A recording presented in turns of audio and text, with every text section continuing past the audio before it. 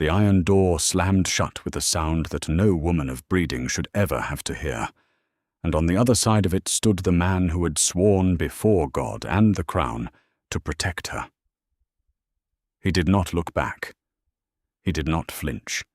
He only adjusted the cuff of his coat as though he had finished some small, unpleasant errand, and the matron beside him laughed a low laugh that smelled of gin and old keys.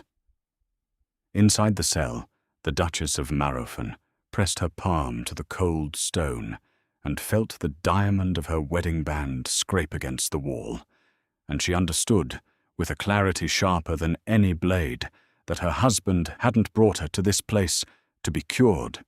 He had brought her here to die quietly, and to die without leaving a trace, so that everything her father had built across 3 generations of patient labor would slide, deed by deed and coin by coin, into his waiting hand. What happened in the months that followed inside the walls of Hollowbrook Asylum would unmake a duke, expose a conspiracy that reached into the highest drawing rooms of the kingdom, and set in motion a reckoning the gentry would speak of in whispers for the rest of the century. Before we begin, if stories of quiet courage and roaring justice move you, take a moment now to subscribe to this channel, tap the like button, and turn on notifications so the next tale finds you the moment it is told. In the comments below, tell me where in the world you are listening from and what hour it is where you sit, because tonight's story is one you will carry with you long after the last word is spoken. Now let us go back before the iron door, back before the carriage that took her away in the dark, back to a morning when the Duchess of Marrowfen still believed she was loved. Her name, before marriage, had pressed a coronet upon her brow, had been Adelheid Vaughan, the only living child of the late Sir Tobias Vaughan, a man who had risen from a clerk's stool to the ownership of half the shipping along the southern coast through nothing but ledger-craft, patience, and an unshakable refusal to cheat any soul he traded with. When fever took him in her 22nd year, he left her a fortune so vast that the solicitors needed 3 full days to read the inventory aloud, and within that inventory were the deeds to 4 estates, a controlling share in the Carrowgate Bank, a fleet of merchant vessels, and a small ironworks in the north that quietly supplied half the kingdom's railways. She was not a beauty in the brittle fashion of the season's debutantes. Her hair was the deep brown of river stones, her features were calm rather than striking, and she carried herself with the steady gravity of a woman who had spent her girlhood at her father's elbow, learning the difference between a man who shook your hand and a man who meant it. When the Duke of Marrowfen came courting 6 months after her father's funeral, with his ancient title and his crumbling estate, and his charm polished to a mirror brightness, every aunt and cousin in 3 counties told her she had been chosen by Providence. She herself was less certain, but she was lonely, and he was kind in the small, attentive ways that a lonely woman remembers, and so she said yes. And the wedding was the talk of the spring. His name was Lord Cassian Drax, the 7th Duke of Marrowfen, and he wore his lineage the way other men wore cologne, lightly and constantly. His estate, Thornbeck House, was a vast pile of greying stone set in a valley of mist, and when she first crossed its threshold as his wife, she had thought, with the optimism of a bride, that she might breathe life back into it. She did not yet know that life had been bled out of Thornbeck deliberately, that her husband had mortgaged its lands twice over to settle gambling debts she had not been told about, that the chandeliers had been pawned and replaced with cheaper glass, and that the silver on the dining table had been quietly sold to a dealer in the capital and substituted with electroplate.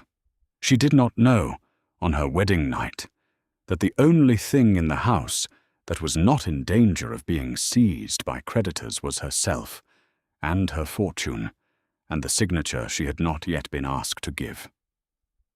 She learned these things slowly, the way a person learns of an illness, first by small symptoms and then by undeniable proofs. The first symptom was the way her husband's mother, the Dowager Duchess Persephone Drax, looked at her across the breakfast table, with a smile that did not reach her eyes, and a habit of asking, very gently, whether dear Adelheid had given any thought to a will. The second symptom was the way the household staff fell silent whenever she entered a room, and the way the housekeeper, a wiry woman named Mrs. Quill, would flinch if Adelheid asked an innocent question about the accounts. The third symptom was her husband's sister, Lady Cressida Drax, a woman of 28 who had never married because, as she herself put it, no man in the kingdom was tall enough to deserve her, and who treated Adelheid with the elaborate courtesy a cat shows a wounded bird. Within 6 months of the wedding, Adelheid understood that she had married into a family that had assessed her the way her father had once assessed cargo, and had decided what she was worth, and had begun to draw up plans for the unloading. Still she said nothing. She had been raised by a man who taught her that the loudest voice in any room was usually the most frightened, and she preferred to watch. She watched her husband sign letters he did not show her. She watched the Dowager receive visitors in the small drawing-room and dismiss the servants before they spoke. She watched Cressida open Adelheid's own correspondence on the silver tray in the hall, read it leisurely, reseal it with a heated knife, and lay it back down as though nothing had happened. She watched, and she remembered, and in the locked drawer of her writing desk, she began to keep a small leather notebook in her father's old shorthand, a shorthand he had invented in his clerking years, and taught her as a game when she was 9. In that notebook she recorded dates, sums, names, and the precise wording of every strange request her husband made of her. She wrote down the morning he asked her to sign a paper without reading it, because, he said, the light was bad, and the solicitor was waiting. She wrote down the afternoon the Dowager suggested, with great tenderness, that Adelheid had been looking pale and ought perhaps to see a specialist in nervous complaints. She wrote down the evening Cressida remarked, over the soup, that it was such a pity her dear new sister suffered from those terrible headaches, when Adelheid had never in her life complained of a headache to anyone. She wrote it all down, and she waited, because her father had also taught her that a ledger, kept honestly and kept secretly, was the only weapon a woman of property truly needed. The Duke, for his part, mistook her silence for stupidity. He was a man who had been told from boyhood that he was clever, and he had never been clever enough to question the verdict. He believed that a wife who did not argue was a wife who did not think, and he believed that a woman whose father had been a tradesman, however rich, could not possibly understand the subtle machinery of an aristocratic house. He spoke freely in front of her of matters he ought to have hidden, on the assumption that her mind was a sieve through which nothing important would pass. He did not know that every word he let drop was caught, sorted, and shelved in the back room of her memory. He did not know that the quiet Duchess who poured his tea each morning could have recited, by the second autumn of their marriage, the exact amount he owed to each of his 9 creditors, the name of the mistress he kept in a townhouse near the river, and the precise wording of the clause in their marriage settlement that he had been trying for 11 months to persuade her to amend. He did not know these things, because he had never once looked at her, and seen a person rather than a purse.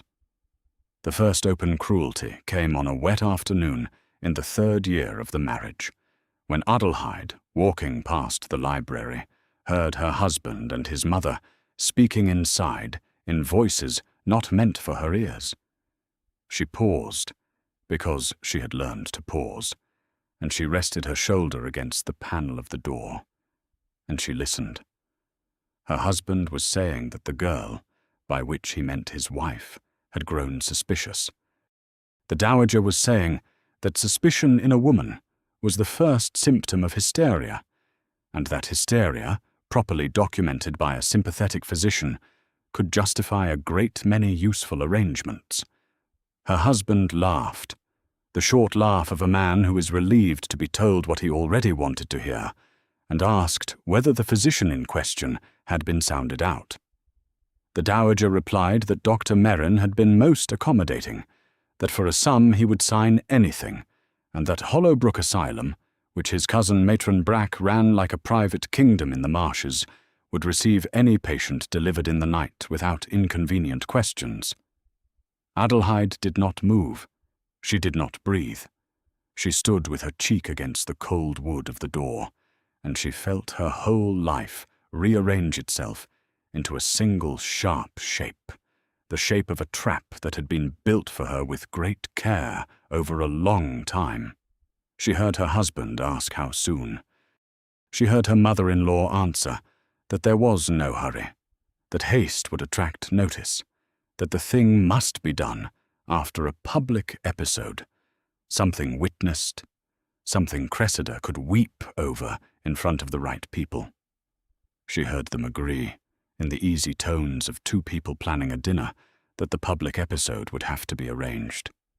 Then she heard Cressida's step in the hall behind her, and she straightened, and she walked on as though she had heard nothing at all, and she went up to her room, and she sat at her writing desk, and she opened her little leather notebook, and her hand did not shake as she wrote. That night, she did not sleep. She lay awake in the great curtained bed beside the husband who was planning her destruction, and she thought very calmly about what she possessed and what she did not. She did not possess the law, because the law in this country bent like a willow toward titled men. She did not possess the sympathy of her husband's circle, because his circle had decided long ago that the tradesman's daughter was tolerated only so long as she remained useful. She did not possess a brother or a father to defend her, because the only man who had ever truly stood between her and the world was buried under a marble slab in the village churchyard at Velmont. But she possessed three things her husband had not counted. She possessed her father's ledger mind. She possessed the loyalty of one old servant, her former nurse, Mrs. Lark, who had been retired to a small cottage on the Vaughan estate, and who would walk through fire if Adelheid asked it. And she possessed the address of a man in the capital whose name her father had given her on his deathbed, with the instruction that she was to write to him only if she found herself, one day, in a kind of danger no honest woman should ever be in. The man's name was Mr. Severin Hollowmere, and he was, her father had said, the most dangerous solicitor in the kingdom, and the most honest. In the grey hour before dawn, Adelheid rose, dressed without waking her husband, and walked the long corridor to the room where the household letters were collected for the morning post. She carried in her sleeve a sealed letter to Mrs. Lark, with instructions phrased as a recipe for plum preserves, every ingredient a code, every measurement a name. She slipped it among the outgoing post with hands that did not tremble, because hands that have learned to keep a ledger do not tremble. She returned to her bed, and she lay down beside her husband, and when he stirred and asked her where she had been, she said, in the calm voice of a wife who has nothing to hide, that she had only gone to fetch a glass of water. He grunted, and turned, and slept. She did not. The public episode came 2 weeks later, at a dinner held in Thornbeck's long dining hall to mark the harvest. There were 30 guests, all of them carefully chosen by the dowager from among the most gossiping families in the county, the sort of people who would carry any story from this table to every other table within a week. Adelheid had been dressed that evening in a gown of dove-grey silk, that did not suit her, chosen by Cressida with apologies about the lateness of the dressmaker. She had been given, before dinner, a small glass of cordial that her husband had pressed upon her with unusual tenderness, insisting she drink it for her nerves, and she had touched it to her lips and pretended to swallow and quietly emptied it into the soil of a potted fern when his back was turned, because her father had also taught her never to drink anything pressed too eagerly upon her by a man with debts. The dinner began. The soup was served. The conversation rose and fell. And then, between the fish and the meat, Cressida leaned forward across the table and said, in a voice pitched to carry, that dear Adelheid had been having such dreadful dreams lately. Had she not? Dreams of being chased through the corridors by men who were not there. Adelheid set down her spoon. She looked at Cressida. She looked at her husband, who was watching her with the bright, attentive face of a man waiting for a curtain to rise. She looked at the dowager, who was already arranging her features into an expression of maternal grief. And she understood that this was the moment they had planned, and she understood that whatever she said now would be turned against her. That if she protested, she would be hysterical. If she wept, she would be unbalanced. If she rose and left the room, she would be fleeing her own demons. So she did none of these things. She picked up her spoon. She took another mouthful of soup. She smiled at Cressida, and she said, very softly, that she was sorry to disappoint, but she had been sleeping wonderfully well of late, and perhaps Cressida was thinking of someone else, perhaps of herself. A small silence fell. A guest at the far end of the table laughed, then stopped laughing. Cressida's face went the colour of old paper. The Duke set down his glass with a small, sharp sound, and the dowager, recovering first, said with a brittle brightness that, of course, dear Adelheid was well. Of course she was, and that they must all change the subject at once. The subject changed. The meat was served. But Adelheid felt, in the place between her shoulders, the eyes of her husband on her back, and she knew that she had made one mistake. She had let them see, for one instant, that she was not asleep. They came for her that night. She had expected them to come within a week, perhaps 2, after another arranged scene had thickened the case against her, but she had underestimated the speed of frightened men. She woke to the sound of the bedroom door opening, to a lamp held high, to her husband's voice saying her name with a tenderness so false it almost made her laugh. Behind him stood Dr. Merrin, a small grey man with a doctor's bag and a paper in his hand, and behind Dr. Merrin stood 2 large attendants in the dark coats of Hollowbrook, and behind them, in the corridor, stood the Dowager Persephone, with her hand pressed to her mouth in a performance of sorrow, so practiced it had grooves in it. Her husband told her, in the same tender voice, that she had been unwell for some time, that everyone had tried to spare her the knowledge, that the kindest thing now was a rest in a quiet place where she could be properly cared for. Dr. Merrin produced his paper and read aloud the certificate of committal, in which Adelheid Vaughan Drax, Duchess of Marrowfen, was declared to be suffering from acute nervous derangement of a kind requiring immediate institutional confinement. The attendants stepped forward. Adelheid did not scream. She did not weep. She rose from the bed in her nightgown, and she said only, in the voice her father had used when closing a difficult sale, that she would dress first. Her husband hesitated.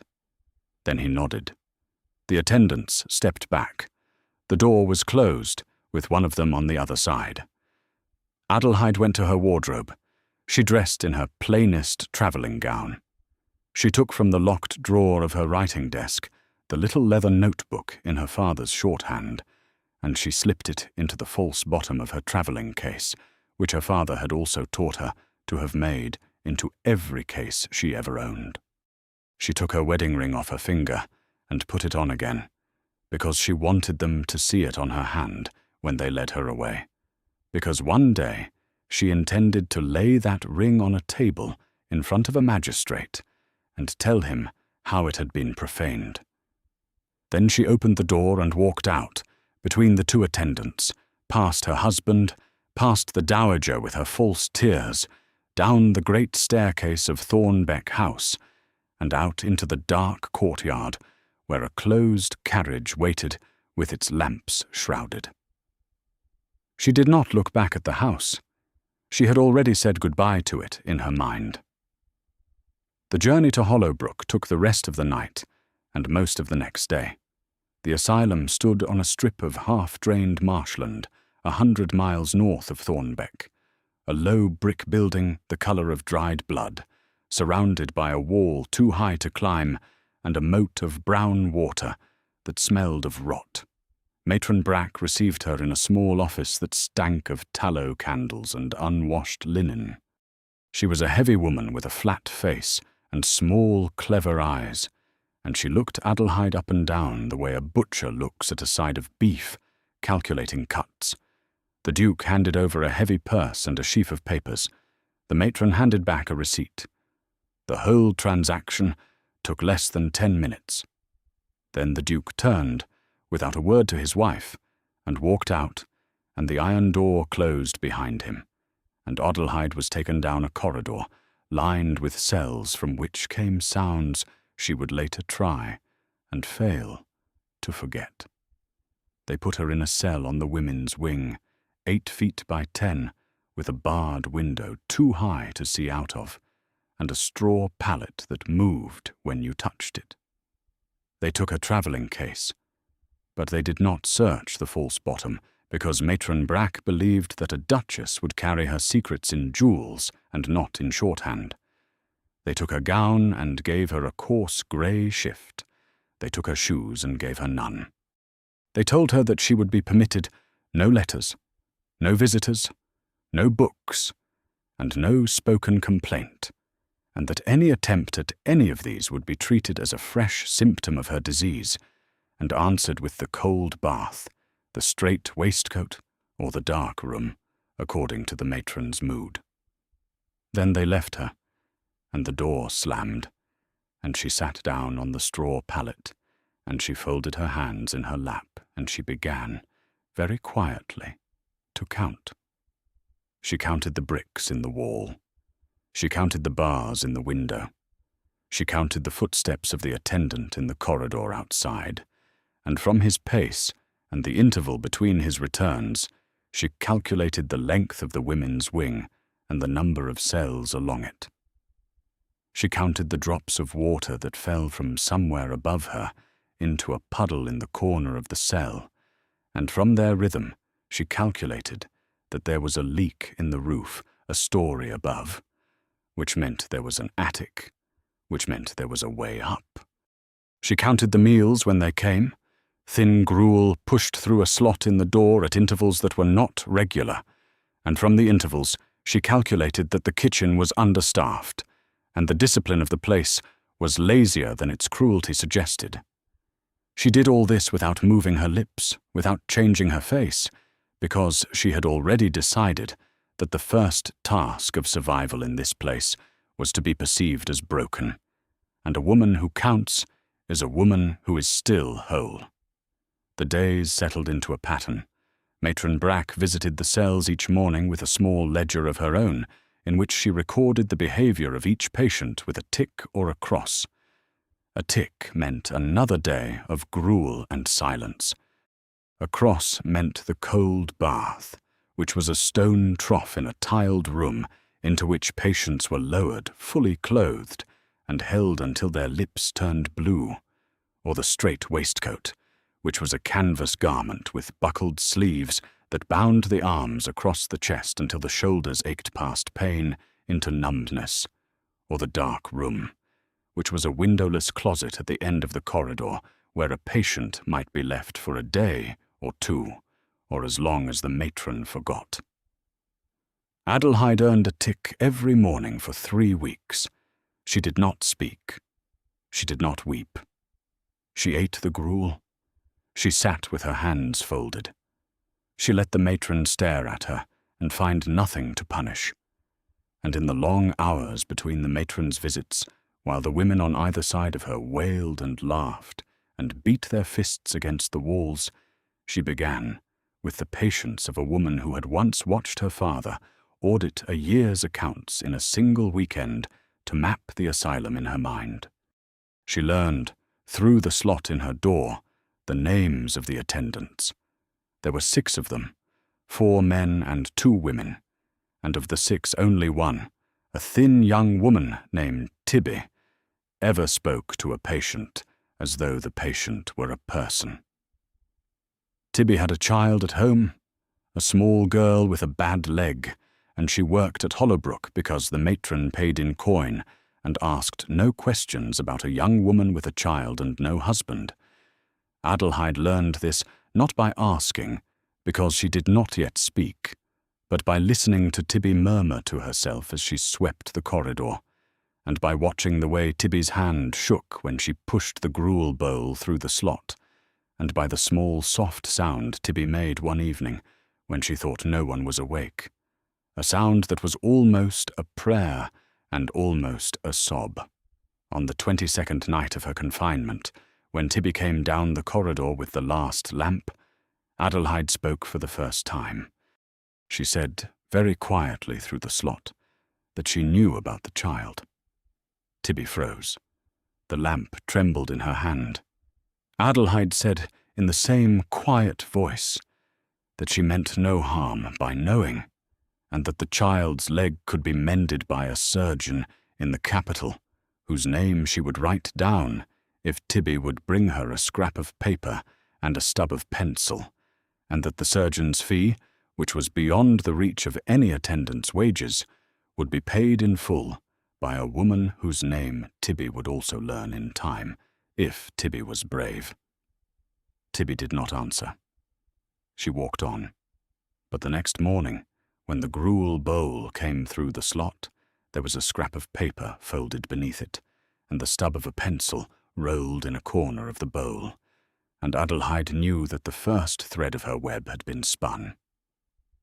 She wrote the surgeon's name and address that day. She wrote also, in her father's shorthand, a single short letter to Mrs. Lark, giving the name of the asylum and the names of the matron and the doctor and the Duke. She folded the paper into a square no larger than a coin, and she pressed it into the hem of her grey shift, and when Tibby came that evening, she passed it through the slot with the empty bowl. Tibby took it without looking at her. 3 nights later, when Tibby brought the lamp, she paused at the door long enough to whisper that the letter had gone out with the laundryman's cart, and that the laundryman was her cousin, and that her cousin owed her a debt of his own. Adelheid said only, "Thank you." She did not weep. Weeping was a luxury she had set aside on the night the iron door had closed, and she would not take it up again until she had earned the right. The web grew slowly. Tibby, having crossed the line once, found it easier to cross again. She brought small things, a clean cloth, a piece of bread that was not gruel, a second stub of pencil. She brought, on one extraordinary evening, news from outside, which she had gathered from her cousin, who had gathered it from a footman at a tavern, that the Duke of Marrowfen had announced to his county that his poor wife had suffered a complete collapse of the mind and was being cared for in a private retreat whose location, for her protection, would not be disclosed. The county, Tibby said, had received the news with sympathetic murmurs and had then turned its attention to the next scandal, because the county always did. Adelheid wrote this down in her notebook. She wrote also that the dowager had been seen wearing the Vaughan pearls at the harvest ball, the long rope of pearls her father had bought her mother on their wedding day, which had been locked in the strong box at Thornbeck, and which no one but Adelheid had the right to wear. She wrote down the date and the name of the witness who had seen them, a kitchen maid at Thornbeck who had told the laundryman who had told Tibby's cousin. She underlined the entry twice. Theft of inherited property by a person not entitled, even by a marriage relation, was a matter the Crown took seriously, and pearls were a great deal easier to identify than promises. Meanwhile, in the cell next to hers, a woman wept every night until dawn. Her name, Adelheid learned over weeks of patient listening, was Mrs. Henrietta Velmont, and she had been brought to Hollowbrook 18 months before by a stepson who had wanted her widow's portion. She had been a sensible woman once, she told Adelheid through the wall in the small hours when the attendants slept. But the cold baths had loosened something in her chest, and the dark room had loosened something in her mind, and now she could not always remember the names of her own children. Adelheid spoke to her every night. She told her stories. She recited from memory the long poems her father had read aloud to her as a child.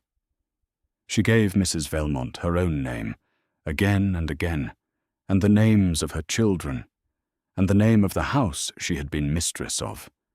And slowly, over the weeks, the weeping in the next cell grew less, and one morning Mrs. Velmont was able to recite her children's names back to Adelheid without a mistake. That morning, Adelheid wrote in her notebook that there were, on this wing alone, at least 4 women whose confinement she suspected to be as false as her own, and that any reckoning, when it came, must be wide enough to gather them all up. The 2nd month passed. The 3rd began. Winter came down on the marshes, and the cells grew so cold that the water in the corner puddle froze each night and thawed each noon. Adelheid's hands cracked at the knuckles. Her hair, which had been washed only twice since her arrival, hung in lank ropes. She lost weight she could not afford to lose, and her cheekbones rose under her skin like the bones of a much older woman. But her mind didn't slow. Her mind, in fact, sharpened, the way a blade sharpens against a stone, and the stone in this case was the daily presence of Matron Brack, whose visits she had begun to study with the close attention of a naturalist. She learned that the matron drank gin from a flask in her apron pocket between the hours of 2 and 4 each afternoon. She learned that the matron was afraid of the doctor, and that the doctor was afraid of someone in the capital whose letters arrived once a fortnight in a black envelope with no return address. She learned that on the 3rd Thursday of each month, a coach came from the capital bearing a gentleman in a dark coat who spent an hour locked in the matron's office and left carrying a leather satchel that was heavier on the way out than on the way in. She wrote it all down. Then, on a grey morning in the 4th month of her confinement, Tibby came to the slot with a face the colour of curdled milk and whispered that something had happened, that a gentleman had come to the gates the night before, asking after a patient by the name of Vaughan, that the matron had turned him away with the lie that no such patient existed, that the gentleman had not argued, but had only tipped his hat and ridden off, and that the matron had been pacing her office ever since drinking gin straight from the bottle. Adelheid pressed her forehead against the door. She asked, very softly, what the gentleman had looked like. Tibby said he had been tall and thin and old, with white hair cut very short, and that he had spoken in a quiet voice that made the gatekeeper take his hat off without knowing why. Adelheid closed her eyes. She knew then that her letter had reached Mrs. Lark, and that Mrs. Lark had carried it to the capital, and that the capital had sent Mr. Severin Hollowmere himself to the gates of Hollowbrook.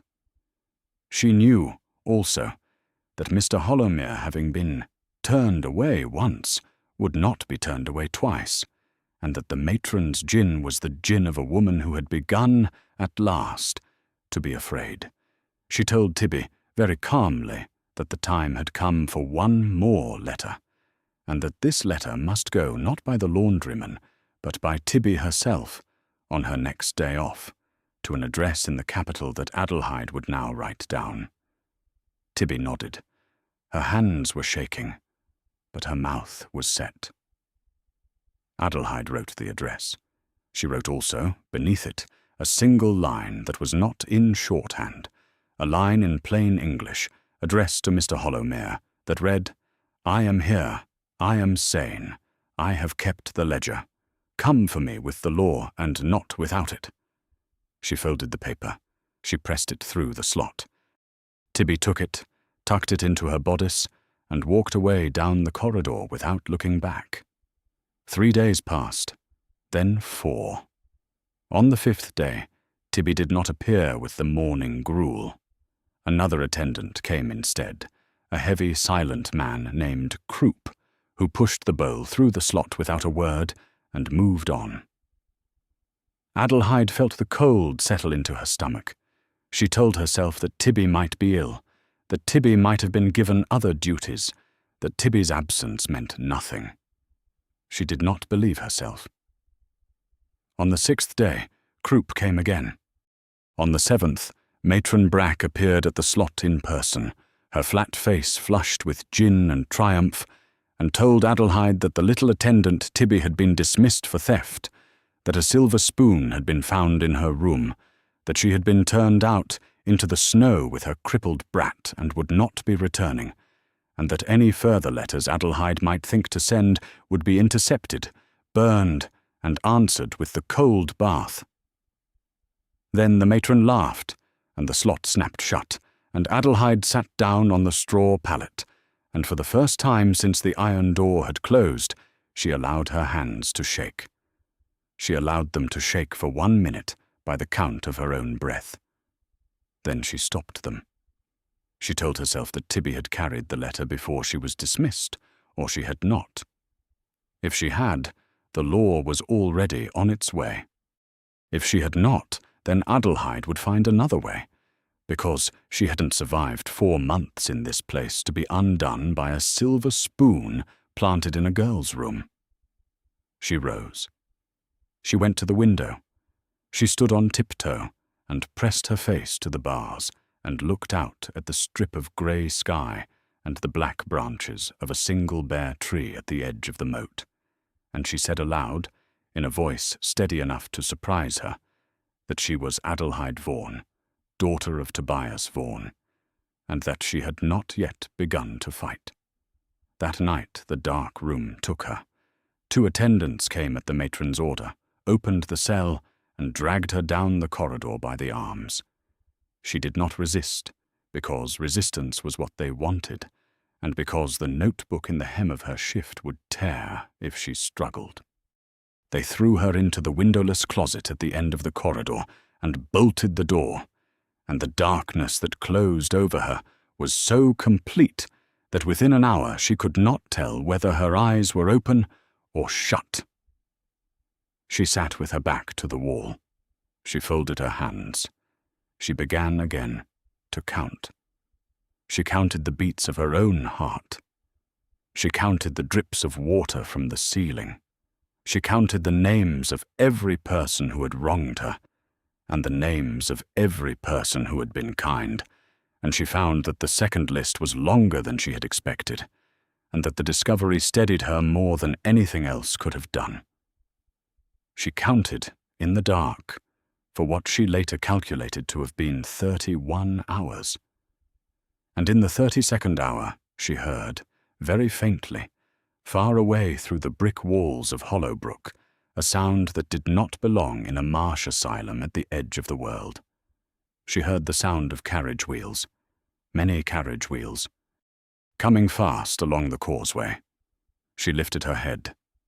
She listened. The wheels grew louder. She heard then the sound of horses, many horses, and the sound of men's voices raised in command, and the sound of the great gate of Hollowbrook being struck once, twice, 3 times with something heavy, and then the sound of the gate giving way. She heard, distantly, the scream of Matron Brack. She heard the heavy tread of boots, not the soft, slippered tread of attendants, but the hard tread of men in uniform, coming down corridor after corridor. She heard doors being opened. She heard voices calling names, patient names, official names, names from a list. She heard her own name.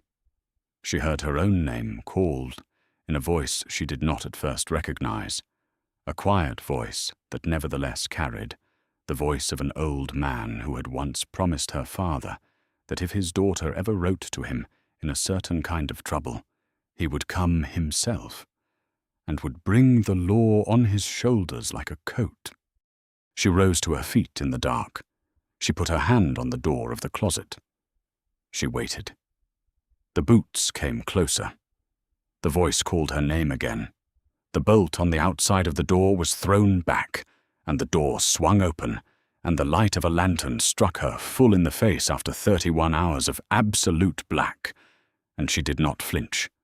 She stood very straight in her grey shift, with her cracked hands folded before her and her lank hair around her shoulders, and she looked past the lantern at the tall, thin old man who held it, and she said, in a voice as calm as if she were receiving him in her own drawing-room, "Mr. Hollowmere, you are very welcome, and you are not a moment too soon."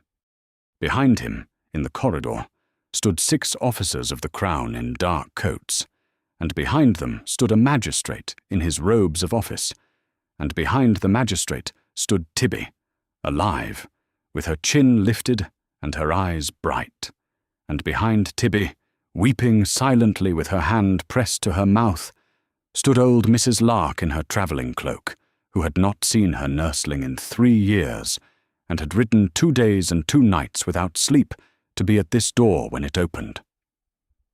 Mr. Hollowmere bowed to Adelheid as deeply as he would have bowed to a queen. He said, "Your Grace, the carriages are at the gate, the warrants are in my pocket, and the matron and the doctor are already in irons." He said, "Your husband does not yet know that we have come."